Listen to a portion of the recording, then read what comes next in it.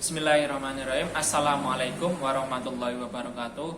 Saya Muhammad Robi Faizan dengan NIM 1220072. Di sini saya akan menjawab soal UAS Hukum Acara Perdata dan Pengadilan Agama dengan dosen pengampu Bapak Mikdam Yusria Ahmad. Langsung saja, nomor 1, apa yang dilakukan subjek hukum ketika menjadi penggugat, tergugat, pihak intervensi, dan juga turut tergugat. Yang pertama ada penggugat. Penggugat sendiri artinya adalah orang yang merasa dirinya itu hak-hak dirinya itu dirugikan oleh pihak lain atau pihak tergugat. Nah, pihak penggugat dalam hal mengajukan gugatan itu harus membuat surat gugatan terlebih dahulu. Nah, dalam membuat surat gugatan itu syarat-syaratnya diantaranya harus adanya identitas para pihak. Identitas para pihak sendiri ada identitas penggugat, identitas tergugat, dan juga identitas turut tergugat jika ada. Kemudian ada posita. Posita sendiri adalah uraian-uraian dasar atau alasan-alasan dasar dari si penggugat dalam membuat surat gugatan atau tuntutan. Dalam isinya itu mengandung objek hukum yang diserahkan dan juga kerugian-kerugian tergugat jika ada. Kemudian ada petitum. Petitum itu atau nama lainnya itu tuntutan. Tuntutan ini adalah segala sesuatu yang dilakukan oleh penggugat dan diminta kepada majelis hakim yang berharap dikabulkan. Kemudian ada langkah kedua. Jadi langkah keduanya setelah membuat surat gugatan ini penandatanganan surat gugatan. Nah, penandatanganan surat gugatan ini dilakukan oleh si penggugat sendiri dan juga kuasa hukumnya dari si penggugat. Kemudian langkah selanjutnya adalah biaya perkara. Dalam melakukan suatu gugatan perkara harus ada biaya perkara. Jika tidak mampu bisa diajukan dengan berperkara secara cuma-cuma atau pro deo. Kemudian setelah surat gugatan itu ditandatangani dan juga sudah membayar biaya perkara, maka diserahkan kepada kepaniteraan perdata pengadilan negeri yang memiliki kompetensi absolut dan relatif dalam menangani perkara yang diajukan oleh penggugat. Nah, contohnya misalkan perkara sengketa pertanahan, maka harus diajukan kepada pengadilan negeri yang berwenang. Lalu setelah diajukan, proses selanjutnya adalah sidang pertama. Dalam sidang pertama itu dilakukan proses mediasi terlebih dahulu antara penggugat dan si tergugat. Jika proses mediasi tersebut berhasil, maka bisa dibuatkan akta perdamaian. Nah, jika tidak berhasil, maka dilanjut ke persidangan selanjutnya. Nah, selanjutnya jika ada persidangan lanjutan, maka yang dilakukan penggugat adalah pembacaan gugatan dari penggugat. Kemudian yang dilakukan penggugat lainnya adalah dilanjutkan dengan replik. Replik itu balasan dari eksepsi yang dibacakan oleh tergugat. Kemudian pembuktian ini untuk menguatkan dari apa yang telah penggugat ajukan atau penggugat memberikan gugatan kepada si tergugat. Kemudian ada kesimpulan. Dalam kesimpulan ini menyampaikan kesimpulan terhadap perkara yang sedang diperiksa. Lalu ada pihak tergugat. Pihak tergugat itu adalah pihak yang diseret ke muka pengadilan karena telah merugikan pihak penggugat. Nah, yang dilakukan penggugat ini adalah yang pertama menghadiri sidang, kemudian mengikuti sidang awal, yaitu dengan proses mediasi. Jika proses mediasi itu berhasil, maka bisa dibuatkan akta perdamaian. Jika gagal, lanjut ke persidangan selanjutnya.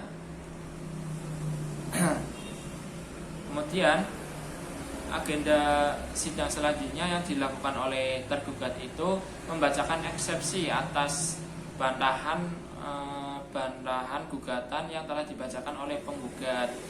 Kemudian ada duplik. Duplik itu adalah balasan replik yang dibacakan oleh penggugat, dan duplik ini adalah sebuah bantahan. Kemudian ada pembuktian. Pembuktian di sini adalah bertujuan untuk menguatkan bantahan dari si tergugat. Lalu ada kesimpulan.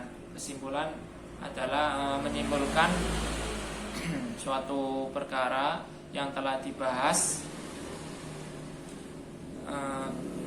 suatu simpulan dari perkara yang sedang diperiksa.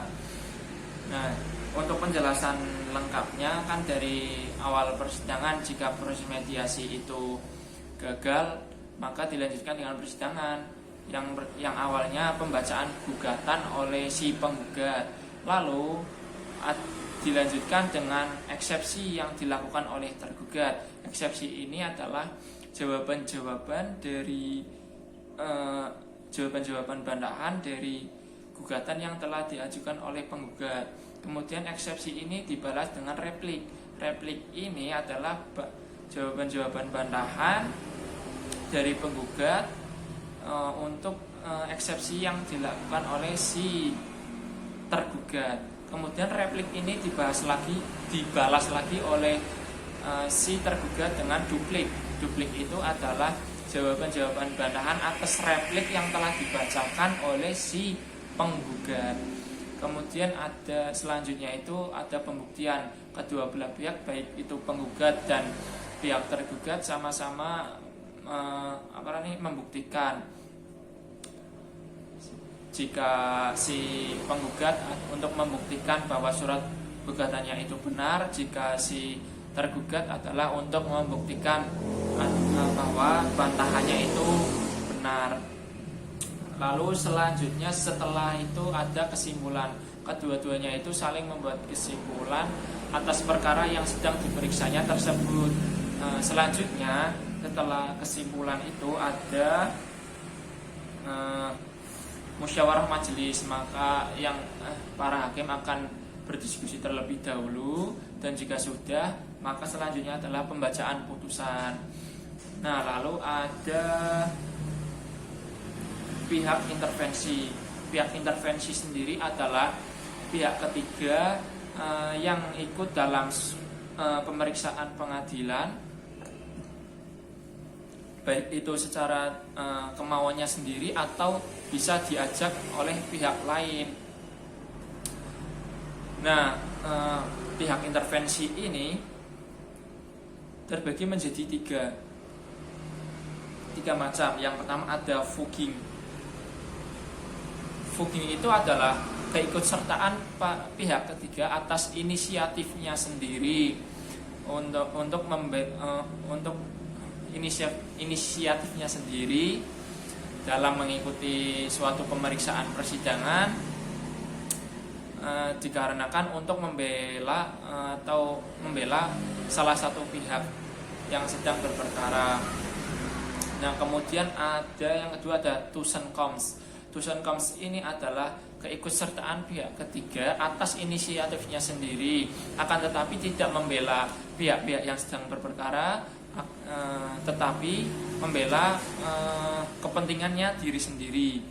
Kemudian ada Vrijwaring, adalah keikutsertaan pihak ketiga ke dalam suatu pemeriksaan perkara, di mana pihak ketiga ini ditarik oleh salah satu pihak untuk mengikuti sidang pemeriksaan perkara.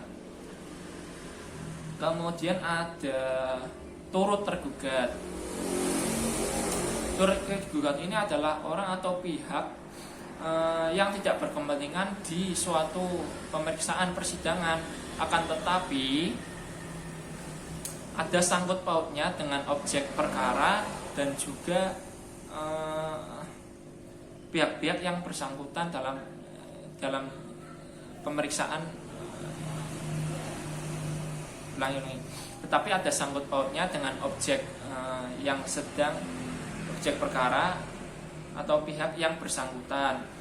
Nah, tujuannya hanya demi lengkapnya suatu gugatan harus diikut sertakan. Pihak turut tergugat ini dalam ketentuan hanya sekedar dimohonkan agar tunduk dan taat terhadap putusan hakim.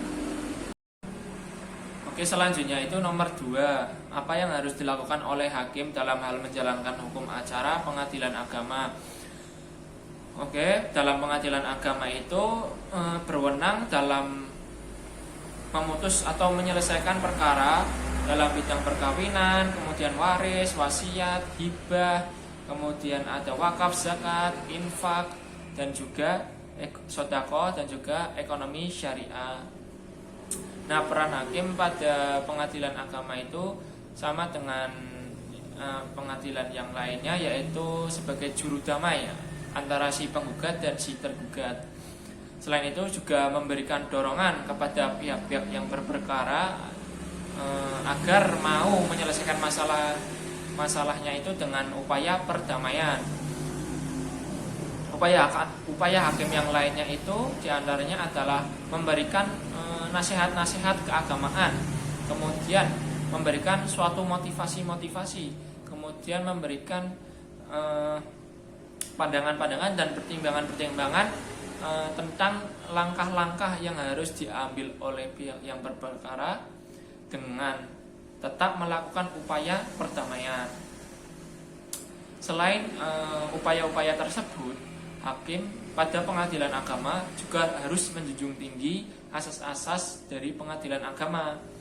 Asas-asas dari pengadilan agama tersebut diantaranya adalah asas personalitas keislaman, kemudian asas kebebasan, kemudian ada asas perdamaian, kemudian ada asas sederhana, cepat dan biaya ringan, kemudian ada asas terbuka untuk umum, kemudian ada asas legalitas, dan juga ada asas aktif memberi bantuan hukum.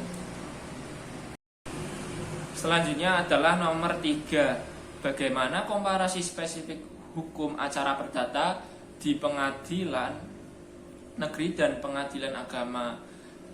Oke, langsung saya jawab. Arti dari komparasi sendiri itu adalah sebuah perbandingan. Berarti perbandingan antara pengadilan acara perdata di pengadilan negeri dan juga di pengadilan agama. Itu bisa dilihat dari ciri khasnya masing-masing dari pengadilan. Di antaranya pada kompetensi absolut dari pengadilan negeri dan juga pengadilan agama itu berbeda. Pada pengadilan negeri itu kompetensi absolutnya itu berhak atau berwenang untuk menyelesaikan masalah di bidang pidana dan juga perdata yang bersifat umum dan khusus. Contoh perkaranya itu seperti melakukan wan prestasi, kemudian perbuatan melawan hukum, kemudian ada juga sengketa atas tanah. Nah, kemudian kompetensi absolut dari pengadilan agama sendiri itu yaitu menyelesaikan berwenang untuk menyelesaikan masalah-masalah tentang keislaman seperti perkawinan, kemudian ada waris, wasiat, hibah, wakaf, zakat, infak, sedekah, dan juga ekonomi syariah. Kemudian ciri khas lainnya adalah dari segi sumber hukumnya. Dari segi sumber hukumnya, dalam pengadilan perdata negeri itu sumber hukumnya berdasarkan diantaranya ada HIR, kemudian ada RPG, kemudian ada Kitab Undang-Undang Hukum Perdata, kemudian ada WVK atau Kitab Undang-Undang Dagang, dan juga jurisprudensi atau keputusan hakim. Nah, sedangkan untuk sumber hukum dari pengadilan agama sendiri, pengadilan perdata agama sendiri sama dengan pengadilan negeri perdata, akan tetapi ada tambahan sumber hukum Islamnya, seperti kompilasi hukum Islam, kemudian seperti peraturan Menteri Agama, kemudian surat edaran Menteri Agama, kemudian ada kitab-kitab fikih Islam, dan juga sumber-sumber hukum Islam yang tidak tertulis. Oke, selanjutnya itu nomor terakhir atau nomor 4. Bagaimana harapan Anda terhadap hukum acara perdata agama di masa yang akan datang? Oke, harapan saya yang pertama adalah setiap perkara yang sedang ditangani di pengadilan agama harus selalu menjunjung tinggi asas-asas pengadilan agama, khususnya itu asas perdamaian. Nah, asas perdamaian ini dilakukan untuk kepada pihak-pihak yang berperkara agar menyelesaikan masalahnya itu secara damai.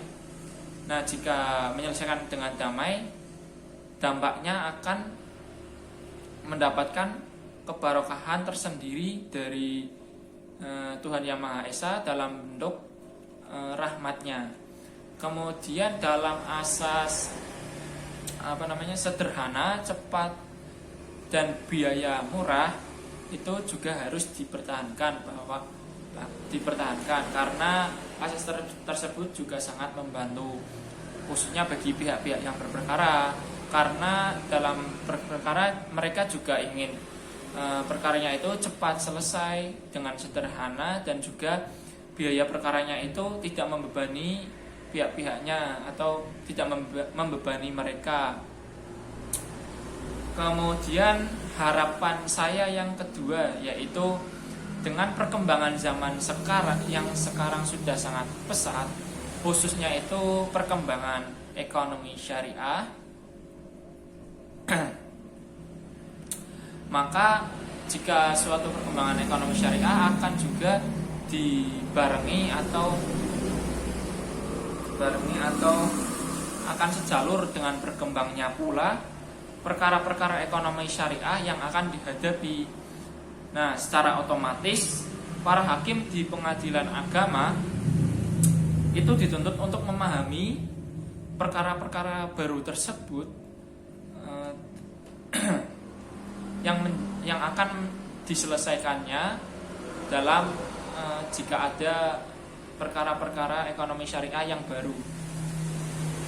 Nah, hal ini sesuai dengan prinsip adagium ius curia novit, yaitu hakim dianggap tahu akan hukumnya, sehingga hakim tidak boleh menolak untuk memeriksa perkara dengan dalil hukumnya tidak ada atau kurang jelas.